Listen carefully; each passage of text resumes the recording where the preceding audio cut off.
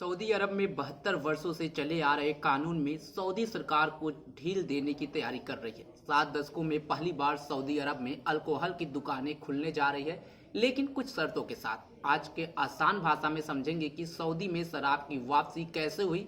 Saudi अरब में शराब की पहली दुकान खुलने जा रही है, लेकिन उसमें शर्त ये होगी कि ये सिर्फ गैर मुस्लिम डिप्लोमेट्स को ही बेची जाएगी।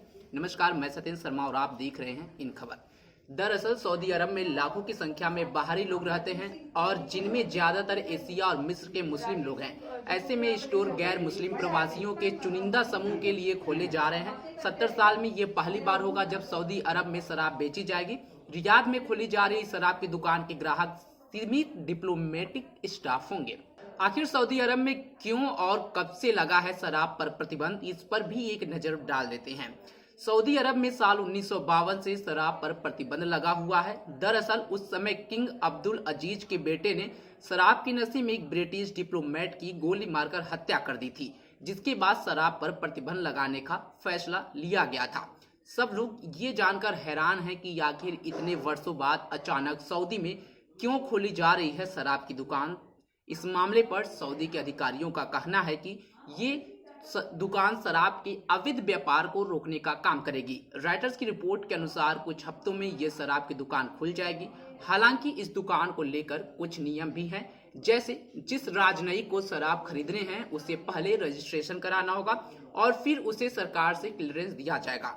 हालांकि जानकारों के मुताबिक मिली जानकारी के अनुसार सऊदी अब तक तेल पर ही निर्भर है, लेकिन अब उसे एहसास हो गया है कि ये तेल एक ना एक दिन तो खत्म हो जाते हैं। ऐसे में अब सऊदी अरब नई रणनीति पर काम करना शुरू कर दिया है। हालांकि शराब की खरीद के लिए कुछ शर्तें भी लगाए गए हैं, जिनमें 21 साल से कम उम्र के लोग नहीं ले सकेंगे शराब। आपको बता दें कि शराब की दुकान में 21 साल से कम उम्र के लोगों को आने की इजाजत नहीं होगी। साथ ही स्टोर के अंदर उचित कपड़े पहनने होंगे। इसके अलावा शराब खरीदने की महीने में सीमा तय है, यानी एक राजनयिक महीने में उस समय सीमा के अनुसार ही शराब ले सकता है। हालांकि कहा जा रहा है कि ये नियम सख्त नहीं होंगे। इसके लिए पहले रजिस्ट्रेशन करना होगा। उसके बाद जब सरकार की तरफ से इसे अप्रूवल मिलेगी तो ही इसे खरीदा जा सकता है। कुछ लोग इसे प्रिंस सलमान का नया बदलाव भी मान रहे हैं, क्योंकि सलमान जब से यहाँ की सत्ता संभाले हैं तब से कई सारे रूढ़िवादी नियमों में बदलाव किए हैं। ऐसे में ये भी उन्हीं बदलाव में से एक बदलाव के रूप में देखा जा रहा है। ऐसे ही तमाम खबरों के लिए आप बने रहे हमारे साथ और देखते रहें इन खबर। धन्यवाद।